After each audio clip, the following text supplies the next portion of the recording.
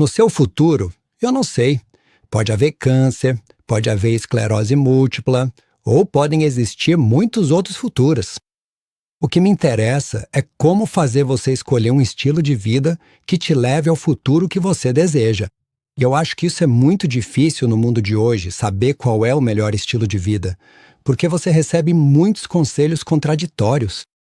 E o meu foco principal, quando penso em escolher futuros de saúde, é nos jovens, porque eles têm mais tempo para fazer a diferença e está ficando cada vez mais difícil fazer boas escolhas. Escolhas saudáveis no seu estilo de vida é realmente difícil. Eu diria que é uma pandemia de má saúde metabólica. Ontem, no consultório, vi 2 pessoas com menos de 25 anos que tinham diabetes mal controlada, e uma delas estava tão acima do peso que eu nem consegui pesar. E essa situação é completamente nova. Quando eu era um médico jovem, começando a trabalhar, isso foi em 1986. Uau! Faz muito tempo, ao norte de Liverpool, no consultório. Ainda estou lá até hoje. A obesidade era rara e nós não tínhamos um único caso de diabetes tipo 2 em pessoas com menos de 55 anos. Nenhum caso sequer. Era algo praticamente desconhecido. E, na verdade, o diabetes tipo 2 tinha outro nome. Tivemos que mudar o nome por causa da epidemia. Antes era chamado de diabetes de início tardio, se significava pessoas idosas, sabe? Agora chamamos de diabetes tipo 2 porque precisamos incluir tantos jovens. É realmente sério, porque as pessoas estão perdendo expectativa de vida. E eu estou presenciando isso. Estamos todos caminhando como sonâmbulos para um desastre metabólico. E, na minha opinião, quem está pagando o preço mais alto são os jovens. E isso é um escândalo. Eu fico realmente indignado. Acho que começamos a normalizar o corpo de pai, sabe? Aquela barriga grande, sem perceber que talvez não seja assim que deveríamos ser, né? Então é isso que está na minha cabeça. Os jovens e o futuro deles, e eles nem sabem disso. Você fala dos jovens porque eles têm a maior oportunidade de mudar a trajetória do próprio futuro. Mas para o público talveiro, que talvez esteja agora na casa dos 50 anos, esse conselho também se aplica? Com certeza. Sabemos, a partir de dados do governo do Reino Unido, que para cada ano em que você tem diabetes tipo 2 mal controlado, você perde 100 dias de vida. Isso é cerca de 1/3 de um ano, não é? Então, não importa a sua idade, se você tem diabetes mal controlado, está perdendo expectativa de vida. E talvez 1/3 de todas as pessoas no mundo com diabetes tipo 2 nem saibam que tem porque nunca fizeram um exame, então não sabem. O que você acha que mata as pessoas com diabetes tipo 2? É algum problema cardiovascular? Isso, muito bem. Muito bem. Você Não fez faculdade de medicina.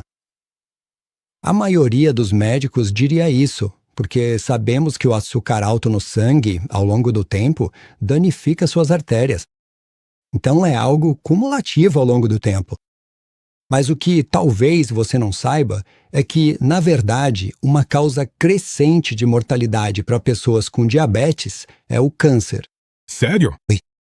Então, 8 tipos de câncer estão fortemente associados ao diabetes. Quero só definir esse termo diabetes porque acho que passei boa parte da minha vida achando que diabetes era uma doença com a qual algumas pessoas já nascem. E como eu não tinha, pensei, eu não preciso me preocupar com isso. Isso é realmente importante. Então, primeiro de tudo, existe o diabetes tipo 1 e o tipo 2. Mas antes de eu poder explicar sobre diabetes, preciso explicar sobre insulina. Isso é absolutamente fundamental para toda a nossa conversa. Então, eu já disse que o açúcar alto no sangue danifica suas artérias. E, na verdade, há estudos que mostram que um nível muito alto de açúcar no sangue danifica o revestimento antiaderente das suas artérias em até 6 horas. Nossa, sério? Muito rápido. Esse revestimento antiaderente é chamado de glicocálice. E o dano está acontecendo muito rapidamente. Então, eu vou te fazer uma pergunta bem idiota. Sim. Quando você fala em açúcar alto no sangue, eu fico com açúcar alto no sangue quando como muito açúcar. Certo. Então, antes de tudo, na verdade estamos falando de glicose. Sim. E açúcar pode significar açúcar de mesa ou pode significar várias coisas diferentes. Mas, na verdade, estamos falando de glicose no sangue, Que vem de muitos alimentos. que vem de muitos alimentos. Alimentos ricos em carboidratos. Sim? Sim, é isso mesmo. É isso mesmo. Então, tá certo. Mas você tem o hormônio insulina para te proteger de escolhas alimentares ruins. Então a pergunta é: o que a insulina faz com o açúcar que você acabou de comer? E aqui está a resposta. A insulina, o hormônio insulina produzido pela sua glândula pâncreas, empurra o açúcar e o tira da corrente sanguínea, dentro das células, onde pode ser usado como energia para você se movimentar. Mas e se você consumir mais carboidrato do que precisa para se movimentar? Bem, então esse açúcar é transformado em gordura dentro das células porque é mais seguro para você transformar esse açúcar em gordura do que deixá-lo danificando suas artérias. Então, eu sou uma pessoa com diabetes tipo 2, então podemos falar sobre mim. Eu tinha um hábito bem forte de comer biscoitos. Eu era sócio sênior do consultório e isso é estressante. E meus pacientes costumavam me trazer biscoito o tempo todo como presente. Porque eles, sabe, querem que o médico fique feliz. Então, na gaveta, no topo da minha mesa, tinha pacotes e mais pacotes de biscoito. Então, eu estava consumindo mais açúcar e não me exercitava. E, aos poucos, minha cintura foi aumentando. E o que realmente estava acontecendo era que, à medida que eu consumia mais açúcar do que precisava para me movimentar, minha insulina estava trabalhando para eliminar esse açúcar. E isso estava me trazendo duas coisas. Uma delas, uma barriga. Então eu, achava que era só aquela barriguinha da meia-idade, sabe? E a outra era, eu não sabia, mas meu fígado estava enchendo de gordura. Isso aí. É muito comum hoje em dia. Então, agora, 1/3 de todas as pessoas no mundo desenvolvido tem fígado gorduroso. Aqui temos esses adereços maravilhosos. Vamos falar sobre eles? Ótimo. Então, fígado gorduroso, este aqui é o fígado saudável. E você vê a cor. Olha isso aqui. Tá amarelo. Tá com a cor errada. E é por causa da gordura. Então, nesse caso, como aconteceu comigo ao longo dos anos, meu fígado começou a se encher de gordura. O que ele estava basicamente sobrecarregado e a glicose estava sendo armazenada lá? Sim. Então, eu estava consumindo glicose demais. A insulina estava fazendo bem o seu trabalho de tirar a glicose do meu sangue e forçar para dentro das células da minha barriga, mas infelizmente também no meu fígado. Entendi. E aí há um acúmulo progressivo de gordura no fígado. Então, se olharmos para um fígado de verdade, então prepare-se, porque este aqui é o fígado real de alguém. Então, esse é o fígado normal. Mas olha isso, ele está maior. É um fígado de verdade. Sim, esses são fígados humanos e é assim que deveria ser. Mas este aqui, olha esse fígado, ele está maior. E está maior porque tem muita gordura nele. Agora, o detalhe dessa história é que o fígado gorduroso interfere no bom trabalho da insulina. Então você desenvolve algo chamado resistência à insulina, o que significa que sua insulina já não é tão eficaz quanto era antes. Está começando a ficar difícil para você lidar com carboidratos e açúcar porque sua insulina não está funcionando tão bem. E a única maneira de lidar com isso é o próximo detalhe dessa história. Você precisa começar a produzir mais insulina, entende? Que ela não funciona tão bem. Então, seu pâncreas precisa aumentar a produção. Precisamos de mais insulina. Então agora você tem duas coisas. Você tem resistência à insulina, sua insulina não está funcionando tão bem, mas ao mesmo tempo você está tentando produzir mais insulina no pâncreas. Essa parte é chamada de o longo e silencioso grito do fígado. Esse é um trabalho do professor Roy Taylor, um amigo meu da Universidade de Newcastle. E ele apontou que você pode ter fígado gorduroso por cerca de 10 anos sem nem saber. Você nem perceberia que seu fígado já foi gorduroso e amarelado desse jeito. Mas, infelizmente, tem mais uma reviravolta. A gordura está sendo depositada na glândula do pâncreas, justamente a glândula da qual sua vida depende para produzir insulina, e sua capacidade de produzir insulina suficiente entra em colapso. E, nesse ponto, você não consegue mais regular o açúcar no sangue. Mas, antes disso, você já tem um problema. Você já está com isso, mas nem sabe. Você está falando exatamente o que eu penso.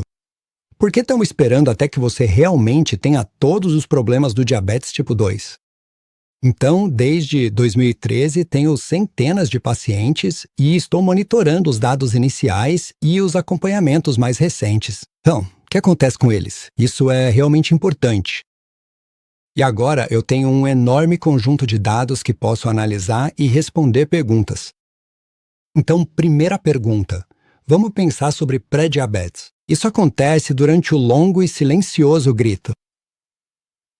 Bem, posso te dizer que as pessoas com pré-diabetes no meu consultório, ao norte de Liverpool, 93% delas conseguem ter um nível de açúcar no sangue completamente normal se fizerem uma dieta low carb. 93% de resolução. E isso vai durar por anos, porque eu verifiquei. Certo. E se a gente esperar 10 anos? E Stephen, até que você, Stephen, tenha diabetes tipo 2 e só então faça low carb. Nesse ponto, se eu conseguir te pegar cedo, tenho 73% de chance de você ter um nível de açúcar no sangue normal. Vamos esperar mais alguns anos, porque você não quer abrir mão do pão nem das batatas fritas e da pizza. Tudo bem, eu espero. Mas, sabe, se a gente esperar 5 anos, sua chance cai para 50%. Percebe como vai diminuindo? 93%, depois 70%, depois 50%. Então, as chances de eu não precisar de remédios e conseguir fazer um bom trabalho por você estão diminuindo. Então, realmente, é melhor prevenir do que remediar. E grande parte disso você nem percebe. Você nem sabe o que está acontecendo. Uma das coisas que mais me surpreende é o quanto sabemos pouco sobre o que tem na nossa comida. Sim, você... Sabe, porque eu acho que todos nós sabemos que, por exemplo, biscoitos são um alimento com alto índice glicêmico. Muito bem. Termo que aprendi no podcast. O que significa? Alguns carboidratos são mais açucarados do que outros. E aí, esse é o índice glicêmico. O que ele faz é comparar diferentes carboidratos com a glicose pura. Entendi. Então, você vê que a glicose pura é 100 e os outros açúcares vêm abaixo disso. Mas existe algo melhor do que o índice glicêmico, que se chama carga glicêmica. A carga glicêmica leva em conta as porções dos alimentos. E obrigado. Prevê como aquela porção de alimento realmente vai afetar o seu açúcar no sangue. E eu tô certo em pensar que a carga glicêmica leva em consideração a quantidade de nutrientes do alimento? Isso. Ah, Oi? fibras? Sim, porque se você pegar a melancia, bom, ela é basicamente água, né? Então, você tem que considerar que pode comer bastante melancia para igualar um chocolate. Então, a densidade, você também está olhando para a densidade de açúcar nela. Ok. É por isso que a carga glicêmica realmente é uma opção melhor. Teve algum momento na sua carreira em que você começou a questionar o que te ensinaram? Sim. Sabe, então você começa como um médico jovem. Eu queria fazer parte de uma comunidade pequena, ficar lá e fazer a diferença. E aí vem a parte triste, de verdade. Então, nos primeiros 25 anos, eu tentava seguir as diretrizes, tentava ser um bom médico. Mas o que eu percebi duas coisas. Primeiro, percebi o que já te falei. A saúde da população que eu cuidava estava piorando, não melhorando. Então, se eu sou o médico responsável pelo consultório, cuidando dessas pessoas, e a saúde está piorando, será que não sou responsável por isso? Onde está toda aquela diferença que eu esperava fazer? Simplesmente não estava acontecendo. Ao mesmo tempo, eu sempre senti no fundo do meu coração que prescrever muitos remédios parecia um pouco errado. Parecia uma pequena derrota, porque como alguém pode estar bem se está tomando 6 comprimidos por dia? Teve algum paciente em especial que você conheceu? Foram 2. 2 coisas aconteceram, ambas envolvendo mulheres muito fortes.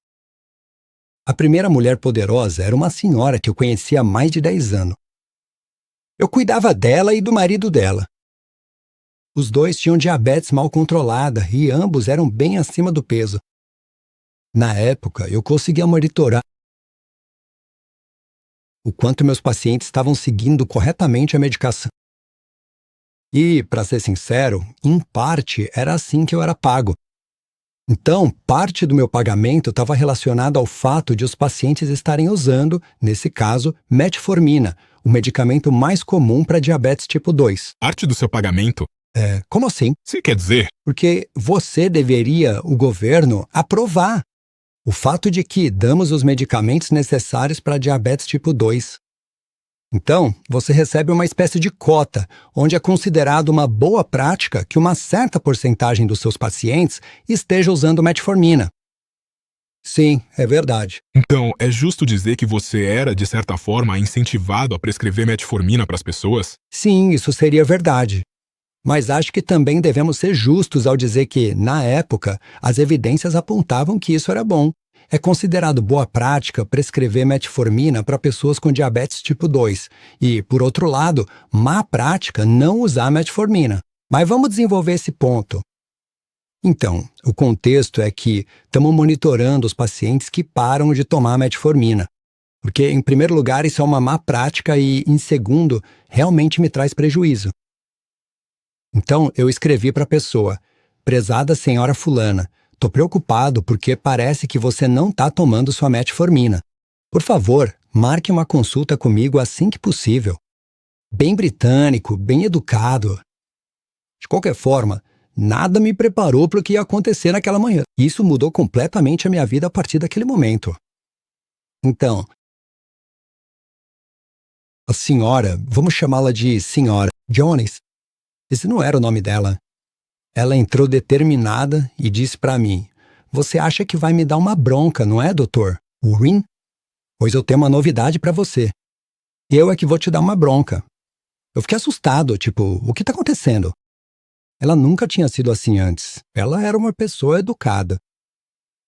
Enfim, ela continuou explicando. Ela disse: quando você fizer meus exames de sangue, vai ver que minha glicose está completamente normal, mesmo sem tomar sua metformina. E ela disse: eu estou me perguntando se você realmente é qualificado como médico, porque nos últimos 10 anos você alguma vez me disse que pão era açúcar ou que cereais matinais eram açúcar? Eu tive que aprender na internet que pão é açúcar, que arroz é açúcar, que cereais matinais são açúcar. E quando eu cortei esses alimentos, não precisei mais da sua metformina. E ela ainda piorou a situação. Ela disse: isso é biologia de ensino médio. Você deveria ter aprendido isso quando eu tinha 16 anos.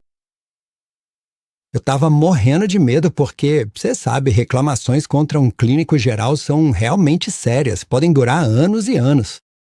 Mas, principalmente, eu estava assustado porque cada palavra que ela disse era verdade.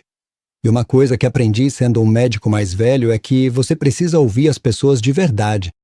Se elas estão reclamando, não negue. Não se defenda. Aceite. Então eu disse: ok. Eu quero aprender o que você sabe. Se isso for verdade, você se encontra comigo de novo? Vamos fazer o exame de sangue? Então fizemos o exame de sangue. Era verdade. Foi o primeiro caso de diabetes tipo 2 sem uso de medicamentos que eu já tinha visto. Em 25 anos, nunca tinha visto um único caso em que as pessoas pararam de tomar medicação. Fiquei fascinado porque ela conseguiu como se fosse um milagre. Mas havia outro detalhe que eu queria compartilhar com vocês.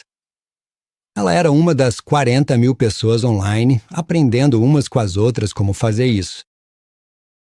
E quando eu olhei, eles estavam sendo desacreditados pelos profissionais de saúde. Então, pessoas como eu estavam dizendo para eles: vocês vão morrer. O que vocês estão fazendo é perigoso. E eu fiquei envergonhado, realmente envergonhado. E foi uma completa coincidência, mas no mesmo mês, preciso apresentar minha esposa, Jen. Tem uma foto? Vamos lá, mostra pra gente, Jen. Esta. É a Jen. Ela provavelmente é a mulher mais inteligente do mundo. Ela é muito inteligente. Eu amo essa mulher. Então, a Jen, falando um pouco sobre ela é psicóloga clínica da saúde e ela é especialista. Ela é fascinada pelo papel da esperança na doença e na diferença que isso pode fazer. Ela passou a vida pesquisando a diferença que a esperança faz nos resultados clínicos. Aconteceu que ela estava em um supermercado e viu um livro de dieta em promoção. Esse é o livro. Escape the Diet Trial, do Dr. John Briefer. Dr. John Briefer. Que cara bacana. Então, a Jen comprou esse livro bem na época em que eu estava contando para ela sobre esse paciente. Aí ela disse, você precisa ler esse livro sobre uma abordagem de baixo carboidrato para resistência à insulina, para diabetes tipo 2. E no livro, tudo que meu paciente tinha me contado estava lá, mas feito de uma forma médica. E eu entendi. Ela disse, David, por quê? Por que você está meio que fracassando? Por que você não faz uma coisa antes de se aposentar? Por que você não faz algo alegre, algo em que realmente acredita? Por que você não tenta essa de baixo carboidrato? Você mesmo? Ela disse, por que a gente não faz essa dieta juntos, vê se alguns pacientes se voluntariam e fazem com a gente? E eu comentei com os sócios e eles disseram que não. Esses são outros médicos? Sim, eu sou sócio sério. Eu sou, teoricamente, o chefe.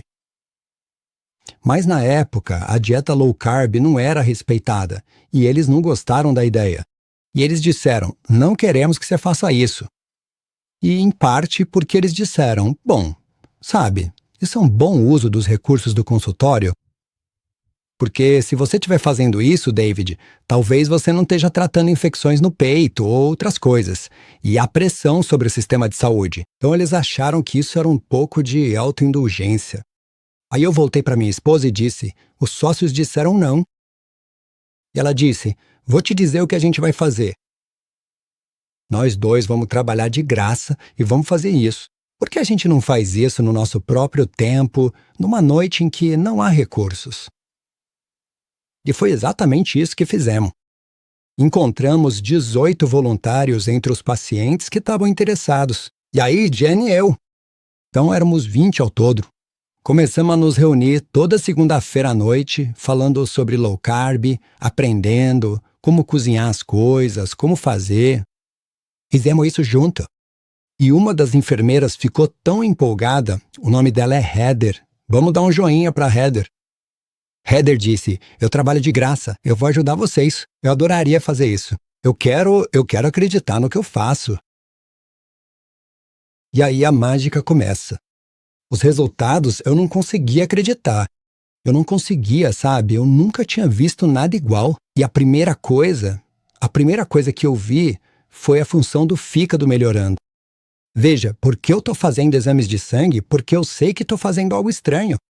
Estou fazendo algo pelo qual eu seria criticado. Então, se você vai fazer algo estranho, você precisa medir as coisas. Você Não pode, sabe? Essa é a sua paciência. Então você não pode simplesmente experimentar e não ser. Será que estou fazendo mal? Se você gosta da marca Driver CEO e assiste a este canal, por favor, me faça um grande favor. Faça parte dos 15% dos espectadores deste canal que já clicaram no botão de inscrever-se. Isso ajuda muito. E quanto maior o canal fica, maiores são os convidados.